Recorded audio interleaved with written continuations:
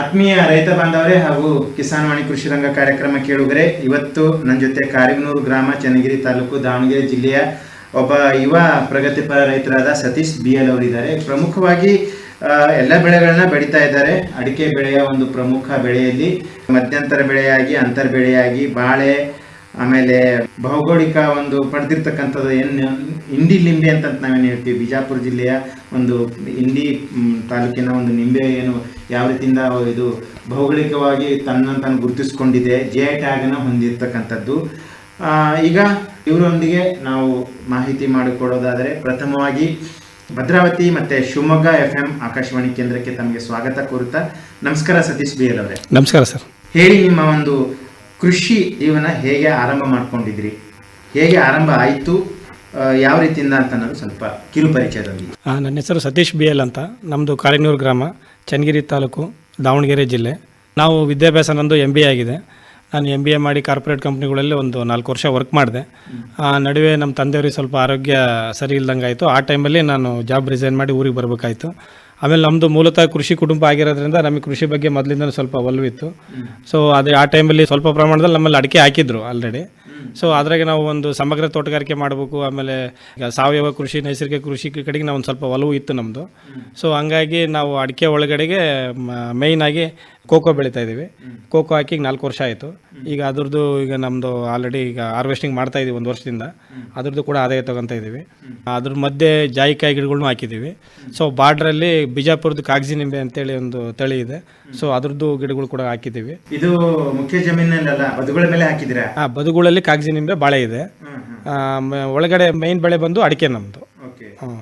Cocoa ಕೂಡ ಅದ್ರ ಒಳಗಡೆನೇ ಇದೆ. ಕೊಕ್ಕೋ ಇದು ಎಷ್ಟು ವರ್ಷ ಆಯಿತು? ಜಾಯಿಕಾಯಿ ಕೊಕ್ಕೋ ಎಷ್ಟು ವರ್ಷದಿಂದ? ಈಗ 2022 ಆಗಸ್ಟ್ ತಿಂಗಳಲ್ಲಿ ಹಾಕಿದ್ವಿ ನಾವು. 4 ವರ್ಷ ಆಯ್ತು. ಈಗ ಯಾವ ರೀತಿಯಿಂದ ಇದೆ ಬೆಳವಣಿಗೆ ಆಗಿರಲಿ ಮತ್ತೆ ಅದರ ಒಂದು ಫಲವತ್ತತೆ? ಸರ್, ಈಗ ನಮ್ಮದು 3 ವರ್ಷಕ್ಕೆ ನಮ್ಮದು ಇಳುವರಿ ಸ್ಟಾರ್ಟ್ ಆಯ್ತು ನಮ್ಮದು ಹಾಕೀಗ. ಇಲ್ಲಿಗೆ 1 ವರ್ಷ ಆಯಿತು. ಇಲ್ಲಿವರೆಗೂ ನಾವೀಗ ಒಂದು 4 ಕ್ವಿಂಟಲ್ ಒಣ ಬೀಜನ ಮಾರಾಟ ಮಾಡಿದ್ದೀವಿ. ಕೋಕೋದ್ದು ಒಣ ಬೀಜ ಮಾರಾಟ ಮಾಡಿದ್ದೀವಿ. ಈಗ ಆದಾಯ ಅಂದರೆ ಒಂದು 2 ಲಕ್ಷ ಚಿಲ್ಲರೆ ಆದಾಯ ಬಂದಿದೆ ನಮಗೆ ಅದರಿಂದ. ನಮ್ಮ ಕೋಕೋ ಸಸಿ ಎಲ್ಲ ಕೊಟ್ಟಿದ್ದು ಕ್ಯಾಡ್ಬರಿ ಕಂಪ್ನಿಯವ್ರು ಕೊಟ್ಟಿದ್ರು, ನಮಗೆ ಸಪ್ಲೈ ಮಾಡಿದ್ರು. ಆಮೇಲೆ ಅವರೇ ತಗೊಂಡಿದ್ದಾರೆ ಸರ್. ಹೌದು, ಅವರೇ ತಗೊಂಡಿದ್ದಾರೆ ಸರ್.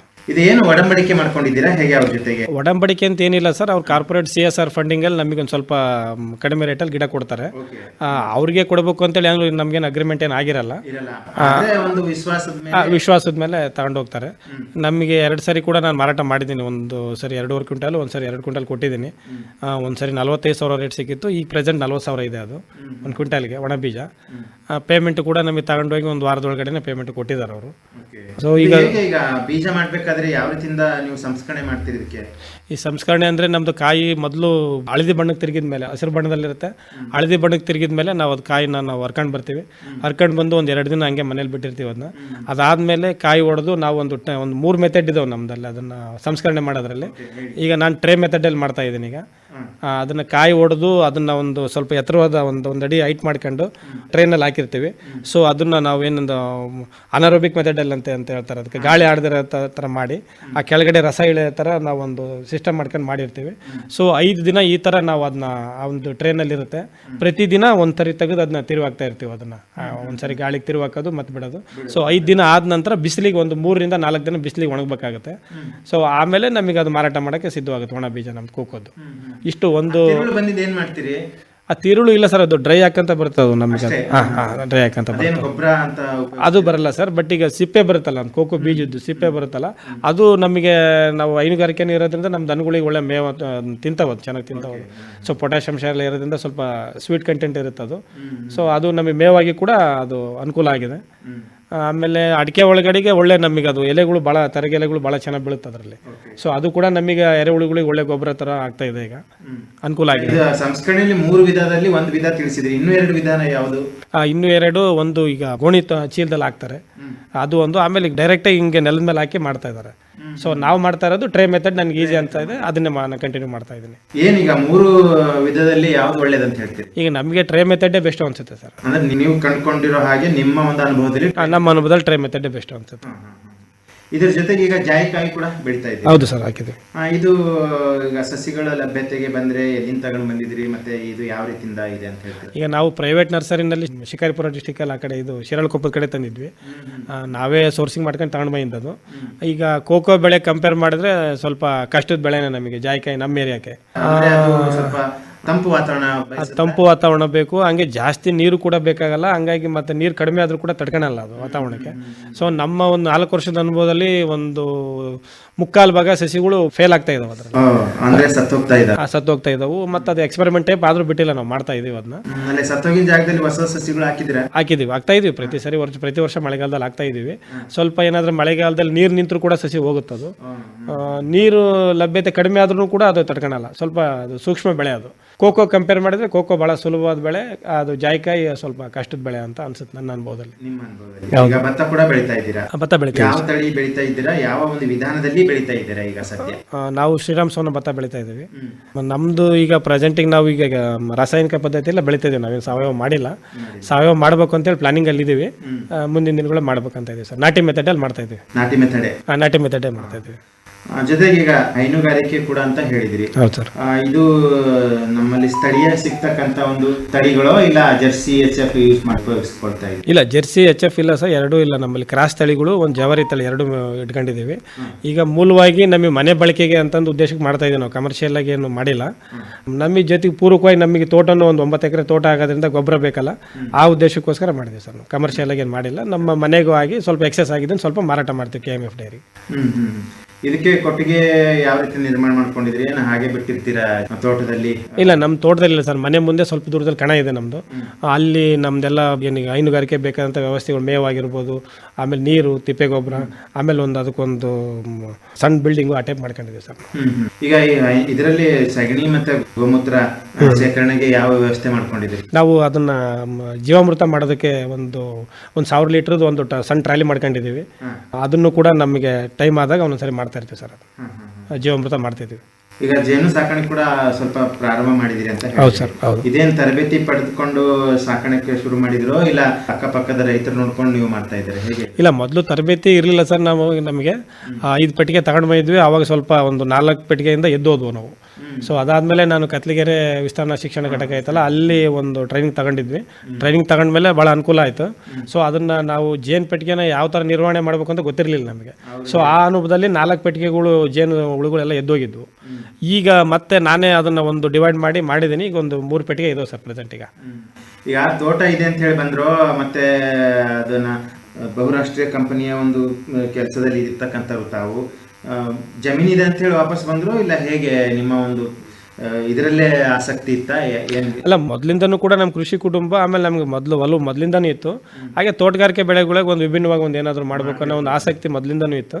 ಸೊ ಹಂಗಾಗಿ ಸಮಗ್ರ ತೋಟಗಾರಿಕೆ ಮಾಡಬೇಕು ಅನ್ನೋ ಒಂದು ಉದ್ದೇಶದಿಂದನೇ ಮಾಡಿದಾಗ ಈ ಥರ ಒಂದು 4-5 ಬೆಳೆಗಳನ್ನ ಮಾಡ್ತಾ ಇದ್ದೀನಿ ಸರ್.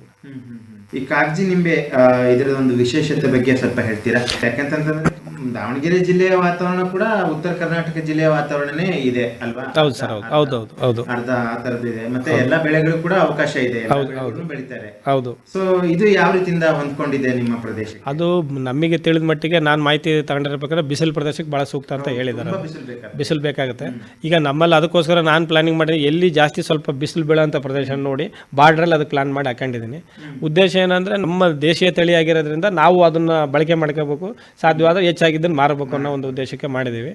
ಅದ್ರದ್ದು ಪ್ರಸಿದ್ಧತೆ ಏನಂತ ಹೇಳಿದ್ರೆ ಅದು ವರ್ಷ ಪೂರ್ತಿ ಕಾಯಿ ಬಿಡುತ್ತೆ ಅಂತ ಹೇಳಿದ್ದಾರೆ. ನಮ್ಮಲ್ಲಿ ಈಗ ಸ್ಟಾರ್ಟ್ ಆಗ್ತಾ ಇದೆ, ಇನ್ನು ಫ್ಲವರಿಂಗ್ ಈ ವರ್ಷ ಸ್ಟಾರ್ಟ್ ಆಗಿದೆ. ಈಗ ಅದರಲ್ಲಿ ನಾವು ಒಂದು 20 ಗಿಡ ಹಾಕಿದ್ದೆ ಸ್ಟಾರ್ಟಿಂಗು, ಅದರಲ್ಲಿ ಒಂದು 10 ಗಿಡ ಉಳಿದಿತ್ತು. ಈಗ 5 ಗಿಡ ಅದು ನಮಗೆ ಸ್ಟಾರ್ಟ್ ಆಗಿದೆ ಈಲ್ಡಿಂಗ್. ಈಗ ಫ್ಲವರಿಂಗ್ ಆಗಿದೆ, ಕಾಯಿಗಳೆಲ್ಲ ಬಿಡ್ತಾ ಇದಾವೆ. ಈಗ ಏನು ಸಮಸ್ಯೆ ಅನಿಸ್ತು? ಏನಾದರೂ ಹುಳುಗಳು ಆಗಲಿ ಮತ್ತೆ ಕೀಟ ರೋಗಗಳ ಬಗ್ಗೆ ಆಗಲಿ ಏನಾದರೂ ನಿಮಗೆ ಅದನ್ನ? ಇದು ನಮ್ಮ ದೇಶೀಯ ವೆರೈಟಿ, ಆಮೇಲೆ ಬೀಜದ ಸಸಿ ನಾನು ತಂದಿರೋದು, ಗ್ರಾಫ್ಟೆಡ್ ಅಲ್ಲ. ಸೊ ಇದು ರೋಗ ತಡ್ಕೊಳ್ಳೋಂಥ ಶಕ್ತಿ, ರೋಗ ನಿರೋಧಕ ಶಕ್ತಿ ಅದಕ್ಕೆ ತನ್ನಿಂತಾನೇ ಬಂದಿರುತ್ತೆ. ನನ್ನ ಅನುಭವದಲ್ಲಿ ಹೇಳ್ಬೇಕಂತಂದರೆ ಗ್ರಾಫ್ಟೆಡ್ ಆದರೆ ಈ ಸ್ಪ್ರೇ ಮಾಡೋದು ಅದೆಲ್ಲ ಇರುತ್ತೆ. ನಾವು ಇದುವರೆಗೂ ಕೂಡ ನಾನು 3 ವರ್ಷ ಆಯ್ತು ಈಗ ನಾನು ನಿಂಬೆ ಸಸಿ ಹಾಕಿ ಒಂದು ಕೂಡ ಸ್ಪ್ರೇ ಕೊಟ್ಟಿಲ್ಲ. ಈ ಸಣ್ಣ ಪುಟ್ಟ ಕೆಲವೊಂದು ಎಲೆ ಮುಟ್ಟು ರೋಗ ಆ ಥರದ್ದೆಲ್ಲ ಕಾಣಿಸ್ಕೊಂಡಿತ್ತು. ಬಟ್ ಅದೇ ಸೆಲ್ಫ್ ಮ್ಯಾನೇಜ್ ಆಗಿದೆ, ಅದು ತಡ್ಕೊಂಡಿದೆ. ಅದು ನಾನೇನು ಅದಕ್ಕೂ ಬೇರೆ ವಿಶೇಷವಾಗಿ ಏನಾದರೂ ಸ್ಪ್ರೇ ಕೊಟ್ಟದ್ದು ಅದೇನು ಮಾಡಿಲ್ಲ ನಾನು. ಅದು ಮೋಸ್ಟ್ಲಿ ಈಗ ನಮ್ಮ ದೇಶೀಯ ತಳಿ ಆಗಿರೋದ್ರಿಂದ ಅದಕ್ಕೆ ಅಷ್ಟು ಇದು ಸಸ್ಟೈನಬಲ್ ಪವರ್ ಇರ್ಬೋದೇನೋ ಅಂತ ಅನ್ಕೊಂಡಿದ್ದೇವೆ ನಾವು. ಅಂದ್ರೆ ಇದಕ್ಕೆ ರೋಗ ನಿರೋಧಕ ಶಕ್ತಿ ಕಳೆದುಕೊಳ್ತಕ್ಕಂತ ಒಂದು ಶಕ್ತಿ ಇದೆ ಅಂತ ಹೇಳಿ, ಶಕ್ತಿ ಇದೆ ಅಂತ. ಜೊತೆಗೆ ಕೀಟಗಳು ಕೂಡ ಜಾಸ್ತಿ ಬರೋದಿಲ್ಲ. ಸ್ವಲ್ಪ ಪ್ರಮಾಣದಲ್ಲಿ ಇದ್ರೂ ಕೂಡ ಅದು ಮ್ಯಾನೇಜಬಲ್ ಅಂತ ಅನ್ಸುತ್ತೆ ನಮಗೆ, ರೈತರು ನಮ್ಮ ಅನುಭವದಲ್ಲಿ ಹೇಳ್ಬೇಕಂದ್ರೆ. ಆಮೇಲೆ ಅದ್ರದ್ದು ಇನ್ನೂ ಏನಂದ್ರೆ ಸುವಾಸನೆ ಭರಿತವಾಗಿರುತ್ತೆ ಅಂತ ಹೇಳಿದಾರೆ, ನಾ ಕೇಳಿದಾನೆ. ನೀವು ಅನುಭವಿಸಿದ್ದೀರಾ? ಇಲ್ಲ, ನಮ್ಗಿನ್ನು ಈಗ ಸ್ಟಾರ್ಟ್ ಆಗಿದೆ ಸರ್, ಸಣ್ಣ ಕಾಯಿ ಇದೆ, ಇನ್ನೂ ಬಂದಿಲ್ಲ. ನಾನು ಬೇರೆ ನೋಡಿದ್ದೀನಿ ಅಲ್ಲಿ, ನಾನು ಆಕ್ಚುಲಿ ಸಸಿ ತರಿಸಿದ್ದು ರಾಜಶೇಖರ್ ನಿಂಬರ್ಗೆ ಅಂತೇಳಿ ಅವ್ರು ಇಂಡಿಯಾ ಅವರು ಈ ವಿಚಾರ, ಅವ್ರದ್ದು ನರ್ಸರಿ ಇದೆ, ಬಹಳ ಫೇಮಸ್ ಇದ್ದಾರೆ ಅವರು. ಅಲ್ಲೇ ಅವರಿಂದಾನೇ ತರಿಸಿದ್ವಿ ನಾವು. ಸೊ ಅವ್ರದ್ದೆಲ್ಲ ನೋಡಿದಾಗ ಕೇಳಿದ ಮಾಹಿತಿ ಏನಂದ್ರೆ ಅದು ಬಹಳ ಸುವಾಸನೆ ಭರಿತವಾಗಿರುತ್ತೆ, ಆಮೇಲೆ ಅದ್ರದ್ದು ಜ್ಯೂಸ್ ಕ್ವಾಂಟಿಟಿ ಕೂಡ ಜಾಸ್ತಿ ಬರುತ್ತೆ ಅದರಲ್ಲಿ ಅಂತ ಹೇಳಿದ್ರು. ಸೊ ಹಂಗೆ ನಾವು ಅದನ್ನ ನಮ್ಮಲ್ಲಿ ಬೆಳೆಯೋಣ ಅಂತೇಳಿ ಅದು ಪ್ರಯೋಗ ಮಾಡ್ತಾ ಇದ್ದೀವಿ, ಬೆಳೆಯೋದಕ್ಕೆ ಅಷ್ಟೇ, ಮತ್ತೆ ಬೇರೆ ಏನು. ಏಲಕ್ಕಿ ಬಾಳೆ ಇದು ಯಾವ ರೀತಿಯಿಂದ? ಏಲಕ್ಕಿ ಬಾಳೆ ನಾವು ಅಡಿಕೆ ಹಾಕಿದಾಗ ಮತ್ತೆ ಅದಕ್ಕೆ ಮಿಶ್ರ ಬೆಳೆಯಾಗಿ ನೆರಳಬೇಕು ಅಂತೇಳಿ ಮೊದಲಿಂದನೂ ನಮ್ಮಲ್ಲಿ ನಮ್ಮ ಏರಿಯಾದಲ್ಲಿ ಬೆಳೀತಾ ಇದ್ದಾರೆ. ಆ ಥರ ಮಾಡಿದ್ವಿ. ಆಮೇಲೆ ಈಗ ಅಡಿಕೆ ಎತ್ತರ ಆಗಿರೋದ್ರಿಂದ ನಾವು ಬಾರ್ಡ್ರಲ್ಲಿ ಮಾತ್ರ ಉಳಿಸ್ಕೊಂಡಿದ್ವಿ, ಒಂದು ಮನೆ ಉದ್ದೇಶಕ್ಕೂ ಬೇಕು, ಸ್ವಲ್ಪ ಪ್ರಮಾಣದಲ್ಲಿ ಮಾರಾಟಕ್ಕೂ ಆಗುತ್ತೆ ಅಂತೇಳಿ. ಈಗ ನಾವು ಬಾಳೆ ಸುಮಾರು ಒಂದು 10 ವರ್ಷ ಆಯ್ತು ಸರ್. ಈಗ ನಮ್ಮ ಒಂದು ಮಾರಾಟಕ್ಕೆ ಅಂತೇಳಿ ಯಾವಾಗ ತಗೊಂಡಿಲ್ಲ ನಾವು, ಬಳಕೆಗಾಗಿ ನಮ್ಮ ಮನೆಗೆ ಕಂಟಿನ್ಯೂ ಆಗಿ ಸಫಿಷಿಯೆಂಟ್ ಆಗಿ ಸಿಗುತ್ತೆ. ಒಂದು ಸಭೆ ಸಮಾರಂಭಗಳಿಗೆ ಆಗಿರ್ಲಿ, ಮತ್ತೆ ಯಾವುದೇ ಒಂದು ಕಾರ್ಯಕ್ರಮಗಳಿಗೆ ಮನೆ ಬಳಕೆಗೆ ನಮಗೆ ಸಫಿಷಿಯೆಂಟ್ ಆಗಿ ಸಿಗ್ತಾ ಇದೆ ಅದು. ಇದ್ರ ಜೊತೆಗೆ ಈಗ ಹೂವಿನ ಬೆಳೆ ಆಗಿರ್ಲಿ, ಮತ್ತೆ ತರಕಾರಿ ಬೆಳೆ ಆಗಿರ್ಲಿ, ಮನೆಗೋಸ್ಕರ ಅಂತಂದೇ ಅನ್ಬಹುದು, ಬೆಳೀತಾ ಇದ್ದೀರಾ ಹೇಗೆ? ಅದು ಸ್ವಲ್ಪ ಪ್ರಯೋಗ ಮಾಡ್ತಾ ಇದೀವಿ ಸರ್, ಅವಾಗ ಇನ್ನೂ ಸಕ್ಸಸ್ ಆಗಿಲ್ಲ ಅದರಲ್ಲಿ ಒಂದು ಹೇಳ್ಬೇಕು ಅಂದ್ರೆ, ಆ ಒಂದು ಪ್ರದೇಶದಲ್ಲಿ ಹೂವು ಹಣ್ಣಿನ ಬೆಳೆಗಳು ಕೂಡ ಬರ್ತವೆ. ಪ್ರದೇಶದಲ್ಲಿ ಇಂಥದೇ ಬೆಳಿಬೇಕು ಇಂಥದೇ ಅಂತ ನಾವು ಮಾಡ್ಕೊಂಡಿರೋದು ಹೊರತು ನೈಸರ್ಗಿಕವಾಗಿ ಎಲ್ಲೇ ಬೆಳೆಗಳು ಬರ್ತವೆ ಅಲ್ವಾ? ಹೌದು ಸರ್. ಇಲ್ಲ, ಹಣ್ಣಿನ ಬೆಳೆಗಳು ಹಾಕಿದೀನಿ ಸರ್, ನಾನು ಅದೊಂದು ಹೇಳೋದು ಮರ್ತಿದ್ದೆ ನಿಮಗೆ. ಹಣ್ಣಿನ ಬೆಳೆಗಳು ಸುಮಾರು ಹಣ್ಣುಗಳು ನೆರಳಲ್ಲಿ ಬೆಳೆ ಅಂತವು. ಈಗ ಮಾಲ್ಟ್ ಅಂತೇಳಿ ಒಂದು ತಳಿ ಬರುತ್ತೆ ಇದರಲ್ಲಿ, ಮೋಸಂಬಿಲಿ, ಅದನ್ನ ಹಾಕಿದ್ದೀನಿ. ಆಮೇಲೆ ಸಪೋಟ ಹಣ್ಣು ಹಾಕಿದ್ದೀವಿ. ಅದಾದ್ಮೇಲೆ ಸುಮಾರು ವೆರೈಟಿಗಳು ತಂದು ಹಾಕಿದ್ದೀನಿ ಸರ್, ಇನ್ನೂ ಈಲ್ಡಿಂಗ್ ಸ್ಟಾರ್ಟ್ ಆಗ್ಬೇಕೀಗ. ಆಮೇಲೆ ಇದು ಸ್ಟಾರ್ ಫ್ರೂಟ್ ಅಂತ ಅದು ಆಲ್ರೆಡಿ ಬರ್ತಾ ಇದೆ, ನಕ್ಷತ್ರದ ಹಣ್ಣು ಅಂತ ಹೇಳ್ತಾರೆ. ಬೆಣ್ಣೆ ಹಣ್ಣು ಅಂತ ಹೇಳ್ತಾರೆ, ಬೆಣ್ಣೆ ಹಣ್ಣು ಹಾಕಿದೆ. ಅದೆಲ್ಲ ನೆರಳಲ್ಲಿ ಬೆಳೆ ಅಂತ. ನಮ್ಗೆ ಅಡಿಕೆ ನೆರಳಲ್ಲಿ ಯಾವ ಸೂಕ್ತ ಅದು ಅವ್ನು ಆಲ್ಮೋಸ್ಟ್ ನಾನೆಲ್ಲ ಹಾಕಿದ್ದೀನಿ ಸರ್. ಈಗ ಇದ್ರ ಜೊತೆಗೆ ಅರಣ್ಯ ಬೆಳೆ ಅಂತಂದ್ರೆ ಗಿಡ ಮರಮುಟ್ಟುಗಳು ಒಂದು ಬೇಕಾಗುತ್ತೆ, ಯಾವುದೋ ಒಂದು ಸ್ವಲ್ಪ ಪ್ರಮಾಣದಲ್ಲಿ ಸಾಗುವಾನಿ ಗಿಡಗಳು ಇದಾವೆ ಸರ್, ಬಾರ್ಡ್ರಲ್ಲಿ ಸ್ವಲ್ಪ ಪ್ರಮಾಣದಲ್ಲಿ ಇದಾವೆ. ಸ್ವಲ್ಪ ಇದಾವೆ ಸರ್, ನಮ್ಮ ತಂದೆಯರು ಹಾಕಿದ್ರು ಅದನ್ನ, ಅದೇ ಇದಾವೆ ಸರ್, ತೆಗ್ದಿಲ್ಲ ಅವಾಗ. ಈಗ ಮತ್ತೆ ಮುಂದೆ ಏನು ಯಾವ ರೀತಿಯಿಂದ ಮಾಡ್ಬೇಕಂತ ಇದ್ದೀರಾ? ಈಗ ಇದ್ದಿದ್ರಲ್ಲೇ ಇದ್ದಿದ್ರಲ್ಲೇ ಮುಂದುವರ್ಸ್ಕೊಂಡು ಹೋಗ್ಬೇಕಂತೀರಾ, ಅಥವಾ ಏನಾದ್ರು ಮತ್ತೆ ಬದಲಾವಣೆ ಮಾಡ್ಕೊಂಡು? ಅಲ್ಲ, ಇದರಲ್ಲಿ ನಾನು ಕೋಕೋ ಸಂಬಂಧಪಟ್ಟಂಗೆ ಸ್ವಲ್ಪ ಒಂದು ಅಲ್ಲಿ ವಿಟ್ಲದಲ್ಲಿ ರಿಸರ್ಚ್ ಸೆಂಟರ್ ಇದೆ ಅಂತೆ, ಅಲ್ಲೊಂದು ಟ್ರೈನಿಂಗ್ ತಗೊಂಡು ಸಂಸ್ಕರಣೆ ಮಾಡಿ ಸ್ವಲ್ಪ ಅದರಲ್ಲಿ ಏನಾದರೂ ಒಂದು ವ್ಯಾಲ್ಯೂ ಅಡಿಷನ್ ಇನ್ನೂ ಮಾಡ್ಬೋದಾ ಅಂತಂದು ಒಂದು ಯೋಚನೆಯಲ್ಲಿ ಇದ್ದೀನಿ ಸರ್ ನನ್ನ ಪ್ಲಾನಿಂಗಲ್ಲಿ. ಅದು ಒಂದಿದೆ ಕೋಕೋಗೆ ಸಂಬಂಧಪಟ್ಟಂಗೆ. ಇನ್ನೊಂದು ಈಗ ಈ ನೆಕ್ಸ್ಟಿಗೆ ಮಳೆಗಾಲಕ್ಕೆ ಒಂದು ಕಾಳುಮೆಣಸು ಮಾಡೋ ಪ್ಲಾನಲ್ಲಿ ಇದ್ದೀನಿ ಸರ್. ಈಗ ಕಾಳುಮೆಣಸು ಮಾಡಬೇಕು ಅಂತೇಳಿ ಈ ತೋಟಗಾರಿ ಇಲಾಖೆ ನಮ್ಮ ಬಂದು ನೋಡಿದ್ರು. ಸೊ ಕೋಕೋನು ಚೆನ್ನಾಗಿ ಬಂದಿದೆ, ಅಡಿಕೆನೂ ಚೆನ್ನಾಗಿದೆ, ಇದ್ರ ಜೊತೆಗೆ ಕಾಳುಮೆಣಸು ಮಾಡ್ರಿ ಚೆನ್ನಾಗಿ ಬರುತ್ತೆ, ನೀವು ಮೇಂಟೈನ್ ಮಾಡ್ತೀರಾ ಅಂತ ಹೇಳಿದ್ರು. ಸೊ ಅದನ್ನ ಈ ಮಳೆಗಾಲದಲ್ಲಿ ಕಾಳುಮೆಣಸು ಹಾಕೋಣ ಅಂತ ಇದ್ದೀನಿ ಸರ್. ಈಗ ಇಲಾಖೆಯಿಂದ ಯಾವ ರೀತಿಯಿಂದ ಸಹಕಾರ ತಗೋಬೇಕು? ಇಲಾಖೆಯಿಂದ ನಮಗೆ ಜೇನು ಪೆಟ್ಟಿಗೆಗೂ ಸಹಾಯ ಕೊಟ್ಟಿದ್ದಾರೆ. ಆಮೇಲೆ ಈ ಕಾಳುಮೆಣಸಿಗೆ ಈ ಸರಿ ನಮಗೆ ಫಂಡ್ ಬಂದರೆ ಕೊಡ್ತೀನಿ ಅಂತ ಹೇಳಿದ್ದಾರೆ. ಅವರು ಅಧಿಕಾರಿಗಳು ಬರ್ತಾರೆ, ಏನಾದರೂ ಮಾಹಿತಿ ಬೇಕಾದ್ರೆ ಚೆನ್ನಾಗಿ ಮಾಹಿತಿ ಕೊಡ್ತಾ ಇದ್ದಾರೆ ಸರ್ ನಮ್ಮ ಏರಿಯಾದಲ್ಲ, ಚನ್ನಗಿರಿ ತಾಲೂಕಲ್ಲಿ. ಮತ್ತೆ ಈಗ ನೀರಾವರಿ ಒಂದು ವ್ಯವಸ್ಥೆ ಯಾವ ರೀತಿಯಿಂದ ಇದೆ ನಿಮ್ಮ ಹತ್ರ? ನಾವು ಈಗ ಬೋರ್ ನೀರು ಸರ್ ನಮ್ದೆಲ್ಲ, ಬೋರ್ ನೀರು ಇದೆ. ಆಮೇಲೆ ನಮ್ದು ಈ ಭದ್ರಾ ನೀರು ಬರುತ್ತೆ ನಮಗೆ, ಭದ್ರಾ ಕ್ಯಾನಲ್ ನೀರಿದೆ. ಸೊ ಅದು ಅವೈಲಬಿಲಿಟಿ ಇದ್ದಾಗ ಅದನ್ನು ಬಳಕೆ ಮಾಡ್ಕೊಂತೀವಿ. ಅದಿಲ್ಲದೆ ಇದ್ದಾಗ ಇನ್ನು ನಾವೆಲ್ಲ ಡ್ರಿಪ್ ಇರಿಗೇಷನ್ ಎಲ್ಲ ಮೇಂಟೈನ್ ಮಾಡ್ತಾ ಇದೀವಿ ಸರ್. ನಾವೆಲ್ಲ ಡ್ರಿಪ್ ಸಿಸ್ಟಮ್ ಎಲ್ಲ ಅದು ಆಲ್ಮೋಸ್ಟ್. ಆಮೇಲೆ ಈಗ ಮನೆಯವರು ಎಲ್ಲರೂ ಕೃಷಿಯಲ್ಲಿ ತೊಡಗಿಸ್ಕೊಂಡಿದ್ರೆ, ಇಲ್ಲ ನೀವೇ ಮಾತ್ರ ಆಳುಗಳನ್ನ ತಗೊಂಡು ನಿರ್ವಹಣೆ ಮಾಡ್ತಾ? ಇಲ್ಲ ಸರ್, ನಮ್ಮ ಅಣ್ಣರು ಕೂಡ ಅವರು ಪೂರ್ತಿ ತೊಡಗಿಸ್ಕೊಂಡಿದ್ದಾರೆ. ನಮ್ಮ ಅಣ್ಣ ನಾವು ಇಬ್ರು ಇರ್ತೀವಿ. ಇಬ್ರು ಕೂಡ ಸ್ಥಳೀಯವಾಗಿ ಸಿಗೋ ಕೂಲಿ ಕಾರ್ಮಿಕರು ತಗೊಂಡು ಮಾಡ್ತಾ ಇದೀವಿ ಸರ್, ಮಾಡ್ತಾ ಇದೀವಿ. ಆಮೇಲೆ ಈಗ ನಿಮ್ಮ ಒಂದು ಪರಿಸರದಲ್ಲಿ ಏನ್ ಕೇಳ್ಬೇಕಾಗಿಲ್ಲ, ಆದ್ರೂ ಇನ್ನು ಹೊಸ ಬೆಳೆ ಬೆಳಿತಕ್ಕಂಥದ್ದು ಅಥವಾ ಹೊಸ ತರಬೇತಿ ತಗೊಂಡು ಇನ್ನೂ ಹೊಸದಾಗಿ ಏನಾದ್ರು ಮಾಡ್ಬೇಕಂತ ಹೇಳಿ ರೈತರಿಗೇನು ಹೇಳ್ಬೇಕಾಗಿಲ್ಲ. ಅವ್ರು ಎಲ್ಲಿದ್ರು ಆ ಒಂದು ತಂತ್ರಜ್ಞಾನ ತಂದು ಅಳವಡಿಸ್ಕೊಳ್ತಾರೆ. ಹೌದು ಸರ್. ನೀವು ಆ ಒಂದು ನಿಟ್ಟಿನಲ್ಲಿ ಕೃಷಿ ಮೇಳಗಳಿಗೆ ಹೋಗೋದಾಗ್ಲಿ ಅಥವಾ ಬೇರೆ ರಾಜ್ಯಕ್ಕೆ ಪ್ರವಾಸಕ್ಕೆ ಹೋಗೋದಾಗ್ಲಿ ಆ ಥರದ್ದು ಏನಾದ್ರು? ಇಲ್ಲ, ಇದು ಮೊದಲಿಂದನೂ ಭಾಳ ಹವ್ಯಾಸ ಇದೆ ಸರ್ ನನಗೆ. ರೀಸೆಂಟ್ ಆಗಿ ಧಾರವಾಡ ಕೃಷಿ ಮೇಳಕ್ಕೆ ಹೋಗಿದ್ವಿ. ಆಮೇಲೆ ಅದಕ್ಕೆ ಕಾಳುಮೆಣಸು ಮತ್ತೆ ಕಾಫಿ ಮೇಳ ಅಂತೇಳಿ ಒಂದು ಇಲ್ಲಿ ಶಿರ್ಸಿಲ್ ಮಾಡಿದ್ರು, ಮೊನ್ನೆ ನೀರ್ನಳ್ಳಿ ಅಂತ ಬರುತ್ತಲ್ಲ ಶಿರ್ಸಿ ಅಂತ, ಆ ಕದಂಬ ಸಂಸ್ಥೆಯವ್ರು ಮಾಡಿದ್ರು. ಸೊ ನಾನೀಗ ಮಳೆಗಾಲದಕ್ಕೆ ಮಾಡಬೇಕು ಅನ್ನೋದ್ರಿಂದ ಪ್ರಾರಂಭ ಒಂದು 6 ತಿಂಗಳು ಪ್ಲಾನಿಂಗ್ ಮಾಡ್ಕೊಂತ ಇದ್ದೀನಿ ಅದನ್ನ, ಸ್ವಲ್ಪ ಹೊಸದು ಏನಾದರೂ ಮಾಡಬೇಕು ಅಂತೇಳಿ. ಸೊ ಹಂಗಾಗಿ ಆ ಥರ ಯಾವುದೇ ಕಾರ್ಯಕ್ರಮಗಳಿದ್ರು ಕೂಡ ಹೋಗೋದು ಬರೋದು. ಆಮೇಲೆ ಯಾರಾದರೂ ಚೆನ್ನಾಗಿ ಮಾಡಿರೋಂಥ ತೋಟಗಳಿದ್ರೆ ಅಲ್ಲಿ ವಿಸಿಟ್ ಮಾಡೋದು, ಅದನ್ನು ನಾನೀಗ ಸುಮಾರು ವರ್ಷದಿಂದನೂ ಮಾಡ್ತಾ ಇದ್ದೀನಿ ಸರ್. ಒಂದು 5-6 ವರ್ಷದಿಂದನೂ ಆ ಥರ ಇಂಟ್ರೆಸ್ಟ್ ಇದೆ, ಅದ್ರಲ್ಲಿ ಆಸಕ್ತಿ ಇದೆ, ಅದನ್ನು ಮಾಡ್ತಾ ಇದ್ದೀನಿ ಸರ್. ಈಗ ಖರ್ಚು ಯಾವ ರೀತಿಯಿಂದ ಅಂತ ಹೇಳ್ತೀರಾ? ಖರ್ಚು ಮತ್ತೆ ವೆಚ್ಚ ಲಾಭ ಅಂತಂತಂದ್ರೆ ನೀವು ಮಾಡೋ ಒಂದು ಕೆಲಸಕ್ಕೆ ನನಗೆ ಇದು ತೃಪ್ತಿ ಆಯ್ತಪ್ಪ ಅಂತ ಅನ್ನೋದಾದ್ರೆ ಏನು? ಅಡಿಕೆನಲ್ಲೂ ಕೂಡ ನಮ್ಮದು ಒಂದು ನಾವು ಅಡಿಕೆ ಹಾಕಿದ್ಮೇಲೆ ನಮಗೆ ಸ್ಟಾರ್ಟಿಂಗ್ ನಾವು ಬಾಳೆ ಹಾಕಿರ್ತೀವಿ. ಸೊ ಅದು ನಮಗೆ ಖರ್ಚು ವೆಚ್ಚ ಸರಿದೂಗಿಸುತ್ತೆ ಮೊದಲು ಪ್ರಾಯ ಇದು ಬರೋಕ್ಕಿಂತ ಮೊದಲೇ ಅದರದ ಖರ್ಚು ಅಲ್ಲಿಗೆ ಸರಿ ಆಯ್ತದೆ. ಹಾಂ ಸರ್, ಆಗುತ್ತೆ. ಅದು ಕೂಲಿ ಆಗಲಿ ಮತ್ತೆ ಬೇರೆ ಒಂದು ಅದು ನಮಗೆ ಅಡಿಕೆಯನ್ನು ಮೇಂಟೈನ್ ಮಾಡೋದಕ್ಕೆ ಪ್ಲಸ್ ನಮ್ಮ ಖರ್ಚುಗಳನ್ನು ಕೂಡ ನಮಗೆ ಬಾಳೆದಲ್ಲಿ ಮೇಂಟೈನ್ ಮಾಡ್ಕೊಳತ್ತದು. ಅದು ದೊಡ್ಡದಾದ್ಮೇಲೆ ನಮಗೆ ಕೋಕೋ ಹಾಕಿದ್ರಿಂದ ಭಾಳ ಅನುಕೂಲ ಆಯ್ತು. ಈಗ ನಮಗೆ ಸುಲಭವಾದ ಬೆಳೆನೂ ಹೌದದು. ಈಗ ನಾವು 3 ವರ್ಷಕ್ಕೇ ನಮಗೆ ಆದಾಯ ಸ್ಟಾರ್ಟ್ ಆಯ್ತು ಅದರಿಂದ. ಈಗ ನಾನು 1 ವರ್ಷದ ಅಂತರದಾಗೆ ಒಂದು 2 ಲಕ್ಷ ಚಿಲ್ಲರೆ ಅದರಿಂದ ಆದಾಯ ಬಂದಿದೆ ನನಗೆ. ಅದು ನಾನು ಮತ್ತು ನಮ್ಮ ಅಣ್ಣ ಇಬ್ಬರೇ ಮೇಂಟೈನ್ ಮಾಡಿದ್ದೀವಿ. ನಾವು ಯಾವುದೇ ಕೂಲಿ ಆಳುಗಳು ತಗೊಂಡಿಲ್ಲ ಆ ಕೆಲಸಕ್ಕೆ. ಸೊ ಇಲ್ಲಿವರೆಗೂ ಈಗ ನಾವಿನ್ನೂ ನಮ್ಮ ವಿಸ್ತರಣೆ ಮಾಡ್ತಾ ಇದ್ದೀವಿ ಅದನ್ನು, ಕೋಕೋನ ಹೆಚ್ಚಾದ ಕೂಲಿ ಕಾರ್ಮಿಕರು ತಗೊಂಡು ಮಾಡೋ ಅಂತ ಇದೆ. ಈಗ ಕೇಂದ್ರ ಸರ್ಕಾರದಿಂದ ಯಾವುದೇ ಸೌಲಭ್ಯ ಪಡೆಯುವುದಾದರೆ ಇದು ಮಾಡ್ಬೇಕಂತ ಹೇಳ್ತಾ ಇದ್ದಾರೆ, FD FID ಅಂತ ಹೇಳಿ ಮಾಡ್ಬೇಕಂತ. ಹೌದು ಸರ್, ಹೌದು. ಈ ರಾಜ್ಯ ಸರ್ಕಾರದವ್ರು ಮಾಡಿದ್ರು, ಹೌದು ಅಲ್ವಾ? ಹೌದು ಸರ್. ಸೊ ಅದೇ ನೀವು ಮಾಡಿಸಿದ್ದೀರಾ? ಮಾಡಿಸಿದ್ವಿ ಸರ್, ಮಾಡಿಸಿದ್ವಿ. ಇಲಾಖೆಯವರು ಕೂಡ ಅದ್ರ ಬಗ್ಗೆ ಬಹಳ ಪ್ರಚಾರ ಮಾಡ್ತಿದ್ದಾರೆ. ಆಮೇಲೆ ಪ್ರತಿಯೊಂದು ಯಾವುದೇ ಸ್ಕೀಮ್ಗಳು ನಾವು ತಗೊಳ್ಬೇಕಂದ್ರೆ ಅದು ಕಂಪಲ್ಸರಿ ಅಂತ ಇರೋದ್ರಿಂದ. ನೀವು ಗೊಬ್ಬರ ತಗೊಳ್ಬೇಕಾದ್ರೆ, ಹೌದು, ಬೀಜ ತಗೊಳ್ಬೇಕಾದ್ರೆ ಅದು ಬೇಕೇ ಬೇಕು. ಹೌದು ಸರ್, ಹೌದು. ಇಲ್ಲ ಅಂತಂದ್ರೆ ಬರೋದಿಲ್ಲ ಸರ್. ಹೌದು. ಮತ್ತೆ ಪ್ರಧಾನಮಂತ್ರಿ ಕಿಸಾನ್ ಸಮ್ಮಾನ್ ನಿಧಿ ಬರ್ತದ ನಿಮ್ಗೆ? ಬರ್ತಿದೆ ಸರ್, ಬರ್ತಿದೆ. ಯಾವ ರೀತಿಯಿಂದ ಬಳಕೆ ಮಾಡ್ಕೊಂತೀರಿ? ಈಗ ನಮಗೆ ಈಗ ಏನಂದ್ರೆ ಸ್ವಲ್ಪ ಅನುಕೂಲ ಆಗಿದೆ ಸರ್, ಅನುಕೂಲ ಆಗಿದೆ. ಈಗ ಹಿಂದೆಲ್ಲ ಏನಾಗ್ತಿತ್ತು ಅಂದ್ರೆ ಗೌರ್ಮೆಂಟ್ ಇಂದ ನಮಗೆ ಬೇರೆ ತರ ಸಬ್ಸಿಡಿಗಳು ನಮಗೆ ಸಿಗ್ತಿತ್ತು. ಅಂದ್ರೆ ಅದು ನೇರವಾಗಿ ಸಿಗೋದು ಕಷ್ಟ ಆಗ್ತಿತ್ತು ಇರೋಂಥ ಅಮೌಂಟು. ಈ ನಮಗೆ ನೇರವಾಗಿ ಅದು ಎಷ್ಟು ಅಮೌಂಟ್ ಇದೆಯೋ ಅಷ್ಟೇ ಅಮೌಂಟು ರೀಚ್ ಆಗ್ತಾ ಇದೆ ಈಗಿನ ಸಿಸ್ಟಮ್ನಲ್ಲಿ. ಅದೊಂದು ಭಾಳ ಅನುಕೂಲ ಆಗಿದೆ. ಈಗ ರೈತರಿಗೆ ಏನಂದ್ರೆ ಈ ಖರ್ಚುಗಳು ಜಾಸ್ತಿ ಇರ್ತಾವೆ. ಈಗ ಮನೆ ಖರ್ಚುಗಳು ಅವಕ್ಕೆಲ್ಲದಕ್ಕೂ ಅನುಕೂಲ ಆಗುತ್ತೆ ಈಗ ಅದು ನಮಗೆ. ಈಗ ಮತ್ತೆ ತರಬೇತಿ ಪಡೆಯುವುದಾದ್ರೆ, ಈಗ ತಮ್ಮ ಹತ್ರ ಕತ್ತಲಗೆರೆಯಲ್ಲಿ ವಿಸ್ತರಣಾ ಶಿಕ್ಷಣ ಘಟಕದ ಒಂದು ಘಟಕ ಇದೆ. ಹೌದು ಸರ್. ಅದಲ್ಲದೆ ಈಗ ತರಳಬಾಳು ಕೃಷಿ ವಿಜ್ಞಾನ ಕೇಂದ್ರದಲ್ಲಿ ಕೂಡ ತರಬೇತಿ ಹಮ್ಮಿಕೊಳ್ಳುತ್ತೆ. ಹೌದು ಸರ್, ದಾವಣಗೆರೆಯಲ್ಲಿ. ಅದಲ್ಲದೆ ಈಗ ಶಿವಮೊಗ್ಗಕ್ಕೆ ಬಂದ್ರೆ ಕೃಷಿ ICR ನ ಕೃಷಿ ವಿಜ್ಞಾನ ಕೇಂದ್ರ ಇದೆ ಶಿವಮೊಗ್ಗದಲ್ಲಿ. ಈಗ ತೋಟಗಾರಿಕೆ ಬೆಳೆಗಳ ಬಗ್ಗೆ ಈಗ ನಮ್ಮಲ್ಲಿ ಇಲಾಖೆಯಿಂದ ಕೂಡ ತರಬೇತಿ ತಗೊಳ್ತಾರೆ. ಈಗ ಹೇಳೋದಾದ್ರೆ ಸಿದ್ದಾಪುರದಲ್ಲಿ ತೋಟಗಾರಿಕೆ ಒಂದು ತರಬೇತಿ ಕೇಂದ್ರ ಇದೆ. ರೈತರ ಮಕ್ಕಳಿಗೋಸ್ಕರ ಅಂತಾನೆ 6 ತಿಂಗಳ ತರಬೇತಿ ಕೇಂದ್ರ ಇದೆ ತೋಟಗಾರಿಕೆ ಬೆಳೆ ಬಗ್ಗೆ. ಈಗಾಗಲೇ ಪ್ರಚಾರ ನಾವು ಕೂಡ ಕೊಡ್ತಾ ಇದ್ದೀವಿ. ಅದನ್ನ ನೋಂದಾಯಿಸಿಕೊಳ್ಳಿ ಅಂತ ಕೂಡ ಅವ್ರು ಹೇಳ್ತಾ ಇದ್ದಾರೆ. ಅದಕ್ಕೆ ಏನಂತಂದ್ರೆ ರೈತರ ಮಕ್ಕಳಾಗಿರ್ಬೇಕು, ಪಹಣಿ ಹೊಂದಿರ್ಬೇಕು, ಚಾಲ್ತಿಯಲ್ಲಿ ಇರ್ಬೇಕು. ನೀವು ಅದನ್ನ ಇದ್ ಮಾಡಿ. ಹಾಗಾಗಿ ಅದನ್ನ ಅಂದ್ರೆ ನಿಶುಲ್ಕ, ಅದು ಯಾವುದೇ ರೀತಿಯ ನೀವು ಫೀಸ್ ಕಟ್ಟೋಂಗಿಲ್ಲ. ಆಮೇಲೆ ಯಾವುದೇ ರೀತಿಯ ಒಂದು ನೀವು ಊಟೋಪಚಾರದ ಖರ್ಚು ಕೂಡ ನೀವು ಬರ್ಸಾಗಿಲ್ಲ. ಅವರೇ ಎಲ್ಲಾನು ನೋಡ್ಕೊಂತಾರೆ, ನಿಶುಲ್ಕ. ಸೊ ಈ ರೀತಿಯ ಒಂದು ಸುದೀರ್ಘವಾದಂತಹ ಒಂದು ತರಬೇತಿ ಪಡೆದಿರೋದು ಏನಾದರೂ ಉದಾಹರಣೆ ಇದೆಯಾ? ಇಲ್ಲ ಸರ್, ಆ ಥರ ಸುದೀರ್ಘವಾಗಿ ಯಾವುದು ತಗೊಂಡಿಲ್ಲ ನಾನು.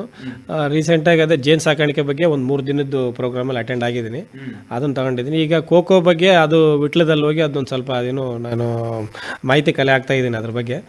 ಸಂಸ್ಕರಣೆ ವಿಚಾರದಾಗ ಅಥವಾ ಚಾಕ್ಲೇಟ್ ತಯಾರು ಮಾಡೋದ ವಿಚಾರಕ್ಕಾಗಲಿ, ನಾವು ಅಂದರೆ ಈಗ ಯಾವುದೇ ಬೆಳೆ ಆಗಲಿ ನಾವು ನೇರವಾಗಿ ಮಾರಾಟ ಮಾಡೋಕ್ಕಂತಂದ್ರೆ ನಮ್ಗೆ ಲಾಭ ಕಡಿಮೆ ಇರುತ್ತೆ. ಈಗ ನಾವು ಮೌಲ್ಯವರ್ಧನೆ ಮಾಡಬೇಕು ಅಂದಾಗ ನಾನು ಒಂದು ಅಂತ ತನಕ ಅಂದ್ರೆ ಒಣ ಬೀಜ ಮಾಡೋ ತನಕ ಮೌಲ್ಯವರ್ಧನೆ ಮಾಡ್ತಾ ಇದ್ವಿ. ಆಮೇಲೆ ನಮ್ಮ ಏರಿಯಾದಲ್ಲಿ ಭಾಳ ಅನಿವಾರ್ಯ. ಈಗ ಹಸಿ ಬೀಜ ತಗೊಳ್ಳೋಂಥ ವ್ಯವಸ್ಥೆ ನಮ್ಮಲ್ಲಿ ಇಲ್ಲ. ಈಗ ಕೆಲವು ಏರಿಯಾದಲ್ಲಿ ಅದನ್ನ ಹೆಚ್ಚಿನ ಪ್ರಮಾಣದಲ್ಲಿ ಬೆಳೆಯೋಂಥ ಕಡೆಗೆಲ್ಲ ಸಂಸ್ಥೆಗಳೇ ತಗೊಳ್ತಾ ಇದ್ದಾವೆ, ಕೆಲವೊಂದು ಕ್ಯಾಂಪ್ಕೋ ಆಗಿರ್ಬೋದು, ಕ್ಯಾಡ್ಬರಿ ಅವರೆಲ್ಲ. ಬಟ್ ನಮ್ಮಲ್ಲಿ ವ್ಯಾಲ್ಯೂ ಅಡಿಷನ್ ಮಾಡೋದು ಭಾಳ ಅನಿವಾರ್ಯ ಐತೆ ನಮಗೆ. ಸೊ ಹಂಗಾಗಿ ಒಣ ಬೀಜ ಮಾಡೋದ್ರವರೆಗೂ ನಾನು ಅಷ್ಟು ಅಲ್ಲಿ ತನಕ ಈಗ ಸಕ್ಸಸ್ ಆಗಿದ್ದೀನಿ. ಈ ಮುಂದಿನ ಹಂತಕ್ಕೆ ಹೆಂಗೆ ತಗೊಂಡು ಹೋಗೋದು ಅಂತೇಳಿ ಅಲ್ಲಿ ನಾವು ಟ್ರೈನಿಂಗ್ ತಗೊಂಡ್ರೆ ನನಗೆ ಅದರಿಂದ ಒಂದು ಮಾಹಿತಿ ಸಿಗುತ್ತೆ. ಆಮೇಲೆ ತೀರ್ಮಾನ ಮಾಡ್ತೀನಿ ಸರ್ ಏನು ಮಾಡೋದು. ಮಾರುಕಟ್ಟೆಗೆ ಏನು ಕೇವಲ ಕಂಪನಿಯವರೇ ಬಂದು ತಗೊಳ್ಬೇಕಾ ಅಥವಾ ಬೇರೆ ಅಂದ್ರೆ ಓಪನ್ ಮಾರ್ಕೆಟ್ ಅಲ್ಲಿ ಮಾರಾಟ ಮಾಡಬಹುದಾ? ಈಗ ಓಪನ್ ಮಾರ್ಕೆಟ್ ನನಗೆ ಅದ್ರ ಬಗ್ಗೆ ಮಾಹಿತಿ ಇಲ್ಲ. ಈಗ ದಾವಣಗೆರೆ ಕಂಪ್ನಿಯವರು ತಗೊಂಡು ಹೋಗ್ತಾ ಇದ್ದಾರೆ. ಅದು ರಿಕ್ವೈರ್ಮೆಂಟ್ ಭಾಳ ಇದೆ ಅಂತ ಪ್ರತಿ ಸರಿ ಹೇಳ್ತಾರೆ. ನಾವು ಇದು ಕೃಷಿ ಉತ್ಪನ್ನ ಮಾರುಕಟ್ಟೆ ಸಮಿತಿಯಲ್ಲಿ ಮಾರಾಟ ಮಾಡಬಹುದಾ ಇದನ್ನ? ಅಲ್ಲ, ಅದ್ರ ಬಗ್ಗೆ ನನಗೆ ಮಾಹಿತಿ ಇಲ್ಲ ಸರ್, ನಾನು ಹೋಗಿಲ್ಲ, ನಾವು ತಗೊಂಡು ಹೋಗಿಲ್ಲ. ಆಮೇಲೆ ದಾವಣಗೆರೆಯಲ್ಲಿ ಅಲ್ಲಿ ವಿಚಾರಿಸಿಲ್ಲ ಸರ್ ನಾನು, ಯಾಕೆಂದ್ರೆ ಇವರೇ ನೇರವಾಗಿ ಬಂದು ತಗೊಂಡು ಹೋಗ್ತಾ ಇದ್ದಾರೆ. ಆಮೇಲೆ ನಮಗೆ ಸಣ್ಣ ಪುಟ್ಟದ್ದು ಏನಾದರೂ ಬೆಳೆಗೆ ಸಂಬಂಧಪಟ್ಟದ ಮಾಹಿತಿ ಬೇಕಾದ್ರೆ ಅವ್ರ ಕಂಪ್ನಿಯವರು ಕೂಡ ನಮಗೆ ಕೊಡ್ತಾ ಇರ್ತಾರೆ. ತಾಂತ್ರಿಕ ಮಾಹಿತಿ ಮಾರುಕಟ್ಟೆ ಸಲಹೆ ಇದ್ರೆ ಕೊಡ್ತಿದ್ದಾರೆ. ಸೊ ಹಂಗಾಗಿ ನಾನು ಅದನ್ನ APMC ಮಾರ್ಕೆಟಿಗೆ ಹೋಗಿಲ್ಲ. ಆಮೇಲೆ ದಾವಣಗೆರೆಯಲ್ಲಿ ಕ್ಯಾಂಪ್ ಹೋದವರು ಕೂಡ ತಗೊಳ್ತಾರೆ ಅಂತೇಳಿ ನಮ್ಮ ಅಣ್ಣರೊಬ್ರು ಇಲ್ಲ, ನಮ್ಮ ರುದ್ರೇಶ್ ಅಂತೇಳಿ ನಮ್ಮ ಅಣ್ಣರು ಬೆಳಿತಾರೆ ಇಲ್ಲಿ ಕಾರಿನೂರಾಗೆ, ಅವರಿಂದ ತಿಳ್ಕೊಂಡಿದ್ದೀನಿ ಸರ್. ತುಮಕೋಸ್ ಅಂತಿದೆಯಲ್ಲ, ತುಮಕೋಸ್ ಚನ್ನಗಿರಿಯಲ್ಲಿ ಇದೆ. ಮತ್ತೆ ನಿಮ್ಮಲ್ಲಿ ಇರೋದು ದಾವಣಗೆರೆಯಲ್ಲಿ ಇರೋದು? ದಾವಣಗೆರೆಯಲ್ಲಿ ಕ್ಯಾಂಪ್ ಕೋಚ್ ಸರ್ ಅದು. ಅದಾಯ್ತು. ಅಂದ್ರೆ ಸ್ಥಳೀಯವಾಗಿ ಒಂದು ಸಂಘ ಸಂಸ್ಥೆಗಳು ಹುಟ್ಟಿಸ್ಕೊಂಡು ಈಗ ತುಮಕೋಸು ಕೋಸು ಆ ತರದ್ದು. ನಿಮ್ಮಲ್ಲಿ ಯಾವ್ದಿದೆ ಅದು? ದುಮ್ಕೋಸ್ ಅಂತಿದೆಯಾ? ಇಲ್ಲ ನಮ್ಮಲ್ಲಿ ಇದೆ. ತುಮಕೋಸಿಂದೇ ಜಾಸ್ತಿ ಮೆಂಬರ್ಶಿಪ್ ತಗೊಂಡಿದ್ದಾರೆ ನಮ್ಮಲ್ಲೆಲ್ಲ. ಕೆಲವರು ಕ್ಯಾಂಪ್ ಹೋದ್ರು ತಗೊಂಡಿದ್ದಾರೆ, ಕಡಿಮೆ ಪ್ರಮಾಣದಲ್ಲಿದೆ. ಆಮೇಲೆ ಇದು ಇವರು ಅಡಿಕೆ ಬೆಳೆಗಾರದ ಒಂದು ಇದೆಯಲ್ಲ, ಮ್ಯಾಮ್ಕೋಸ್. ಅಲ್ಲ, ತುಮಕೋಸು ಕೂಡ ಅಡಿಕೆ ಬೆಳೆಗಾರದ್ದಲ್ಲ ಸರ್, ಅದು ಕೂಡ ಅಡಿಕೆ ಬೆಳೆಗಾರದೇ. ನಮ್ಮಲ್ಲಿ ಹೆಚ್ಚಿನ ಇದಿಲ್ಲ ಸರ್, ಅದು ತುಮಕೋಸೆ ನಮ್ಮಲ್ಲಿ ಜಾಸ್ತಿ ಪ್ರಚಾರದಲ್ಲಿರೋದು ನಮ್ಮಲ್ಲಿ. ಏನದರಿಂದ ನಿಮಗೆ ಉಪಯೋಗ? ಇಲ್ಲ, ನಾವಲ್ಲಿ ಮೆಂಬರ್ಶಿಪ್ ಏನು ತಗೊಂಡಿಲ್ಲ ಸರ್ ಇಲ್ಲಿವರೆಗೂ ಕೂಡ. ಕೆಲವರು ನಾನು ತಿಳ್ಕೊಂಡಿರೋ ವಿಚಾರ ಏನಂದ್ರೆ, ಅಲ್ಲಿ ಮೆಂಬರ್ಶಿಪ್ ತಗೊಂಡಿರೋರಿಗೆ ಈ ಸಾಲ ಸೌಲಭ್ಯಗಳು ಸಿಗ್ತಾವಂತ ಹೇಳಿದ್ದಾರೆ.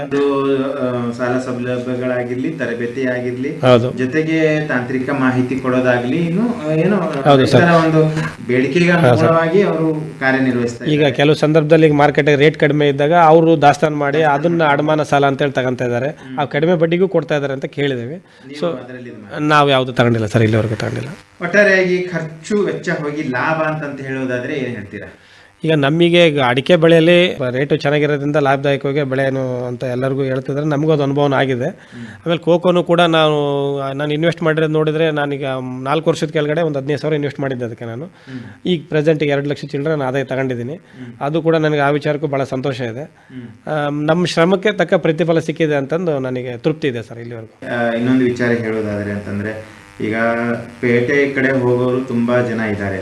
ತೋಟ ಇದ್ರೂ ಹೋಗ್ತಾರೆ, ತೋಟ ಇಲ್ಲದೆ ಇದ್ರೂ ಹೋಗ್ತಾರೆ, ಜಮೀನು ಇದ್ರೂ ಹೋಗ್ತಾರೆ, ಜಮೀನು ಇಲ್ಲದೆ ಇದ್ರೂ ಕೂಡ ಹೋಗ್ತಾರೆ. ಈ ನಿಟ್ಟಿನಲ್ಲಿ ಈಗ ತಾವು ಏನು ಹೇಳೋಕ್ಕೆ ಇಷ್ಟಪಡ್ತೀರಾ? ವಿದ್ಯಾಭ್ಯಾಸ ಮತ್ತು ಇದಕ್ಕೆ ಸರಿ ಅಂದರೆ, ನಾನೇನಪ್ಪ ವೈಟ್ ಕಾಲರ್ ಜಾಬ್ ಮಾಡಬೇಕು, ಇಲ್ಲ ನಾನು ಇಷ್ಟೊಂದು ಓದಿದ್ದೀನಿ ನಾನೇಕೆ ಮತ್ತೆ ತಿರ್ಗಾ ಬರಬೇಕು ಅನ್ನೋದು ಕೆಲವೊಬ್ಬರ ಹತ್ರ. ಈ ಒಂದು ನಿಟ್ಟಿನಲ್ಲಿ ತಾವು ಏನು ಹೇಳಕ್ಕೆ ಇಷ್ಟಪಡ್ತೀವಿ? ಈ ಕೃಷಿ ಅಂದರೆ ದೈಹಿಕ ಶ್ರಮ ಬೇಡ ಅಂತ ಕೆಲಸ ಸರ್ ಫಸ್ಟ್ ಇದು. ಈಗ ನಾವು ಬರೀ ಆಸಕ್ತಿ ಇರೋದಷ್ಟೇ ಅಲ್ಲ, ದೈಹಿಕವಾಗಿ ಶ್ರಮ ಪಡೋಕ್ಕೂ ಕೂಡ ನಾವು ರೆಡಿ ಇದ್ದರೆ ಮಾತ್ರ ಇಲ್ಲಿ ಬರಬೇಕಾಗತ್ತೆ ಒಂದೇದು. ಆಮೇಲೆ ನಮ್ಮ ದೇಶ ಜನಸಂಖ್ಯೆ ಜಾಸ್ತಿ ಇದೆ, ಎಲ್ರಿಗೂ ಕೂಡ ನಾವು ಉದ್ಯೋಗ ಬೇಕು ಅಂತೇಳಿ ಹೋದರೆ ಸಿಗಲ್ಲ ನಮಗೆ. ಸೊ ಈಗ ಅಟ್ಲೀಸ್ಟು ಜಮೀನಿದ್ದವರು ಅವ್ರ ವಿದ್ಯಾಭ್ಯಾಸ ಎಷ್ಟು ಬೇಕಷ್ಟು ವಿದ್ಯಾಭ್ಯಾಸ ತಗೊಂಡು ಈ ಥರ ನಾವು ವಿಶೇಷವಾಗಿ ಏನಾದರೂ ಬೆಳೆಗಳು ಬೆಳೆಯೋದು ಮುಖಾಂತರ ಆದಾಯನೂ ಹೆಚ್ಚಿಗೆ ಮಾಡ್ಕೊಳಕ್ಕೆ ಭಾಳ ಅವಕಾಶಗಳಿದಾವೆ ಇಲ್ಲಿ. ನಾವು ಈಗ ಪ್ರೆಸೆಂಟ್ ಇರೋ ಸಿಚುವೇಶನ್ನೇ ನಂಬ್ಕೊಂಡಂಗೆ ಹೊಸ ತಳಿಗಳು ಬಂದಿದ್ದಾವೆ, ಹೊಸ ಆವಿಷ್ಕಾರಗಳು ಮಾಡಿದ್ದಾರೆ. ಅದನ್ನು ನಾವು ಅಳವಡಿಸ್ಕೊಳ್ಳೋದ್ರ ಮೂಲಕ ಇಲ್ಲೂ ಕೂಡ ಸುಖವಾಗಿ ಜೀವನ ಮಾಡ್ಬೋದು ಅಂತ ಅನ್ಸುತ್ತೆ ನನಗೆ. ನಿಮ್ಮ ಒಂದು ಸಂಪರ್ಕಕ್ಕೆ ಬಂದರೆ ಸರ್ ದೂರವಾಣಿ ಸಂಖ್ಯೆ ಕೊಡ್ತೀರಾ? ಸರ್ 9964468249. ರೈತ ಬಾಂಧವರೇ, ಇದಾಗಿತ್ತು ಸತೀಶ್ BL ಅವರ ಅನುಭವ. ಸಮಗ್ರ ಕೃಷಿ ಜೊತೆಗೆ ಬೇರೆ ಒಂದು ಕೃಷಿ ಕೂಡ ಇವರು ಮಾಡ್ತಾ ಇದ್ದಾರೆ. ಜೊತೆಗೆ ಈಗ ಮುಂದೆ ಏನು ಮಾಡಬೇಕು ಅಂತ ಕೂಡ ಹೇಳಿದ್ದಾರೆ. ಸೊ ಹಾಗಾಗಿ ಇಲ್ಲಿವರೆಗೆ ತಾವು ಬಂದು ಭದ್ರಾವತಿ ಮತ್ತು ಶಿವಮೊಗ್ಗ FM ಆಕಾಶವಾಣಿ ಕೇಂದ್ರದ ಮೂಲಕ ತಮ್ಮ ಅನುಭವಗಳನ್ನು ಹಂಚಿಕೊಂಡಿದ್ದಕ್ಕೆ ತಮಗೆ ಇನ್ನೊಮ್ಮೆ ಧನ್ಯವಾದ ಹಾಗೂ ನಮಸ್ಕಾರ ಸತೀಶ್ BL ಅವರೇ. ತಮಗೂ ಧನ್ಯವಾದ ಸರ್. ಇದು ನಮ್ಮದು ಮೊದಲ ಅನುಭವ. ಈಗ ನೀವು ಅವಕಾಶ ಮಾಡಿಕೊಟ್ಟಿದ್ದಕ್ಕಾಗಿ ನಿಮ್ಮೆಲ್ಲರಿಗೂ ಧನ್ಯವಾದ ಸರ್. ರೈತ ಬಾಂಧವರೇ ಹಾಗೂ ಕೇಳುಗರೆ, ಪ್ರತಿದಿನ ಸಂಜೆ 6:50ಕ್ಕೆ ಮೂಡಿಬರುವ ಕೃಷಿ ರಂಗ ಕಿಸಾನ್ವಾಣಿ ಕಾರ್ಯಕ್ರಮ ಭದ್ರಾವತಿ ಕೇಂದ್ರದಿಂದ ಯಾವ ರೀತಿಯಾಗಿ ಮೂಡಿ ಬರ್ತಾ ಇದೆ, ಮತ್ತು ಈ ಕಾರ್ಯಕ್ರಮದ ಕುರಿತು ನಿಮ್ಮ ಅನಿಸಿಕೆ, ಅಭಿಪ್ರಾಯ, ಸಲಹೆ, ಸೂಚನೆ ಏನಾದರೂ ಇದ್ದಲ್ಲಿ ನಮ್ಮ ವಾಟ್ಸಪ್ ನಂಬರಿಗೆ ಇದನ್ನು ನೀವು ಬರೆದು ತಿಳಿಸಬಹುದು.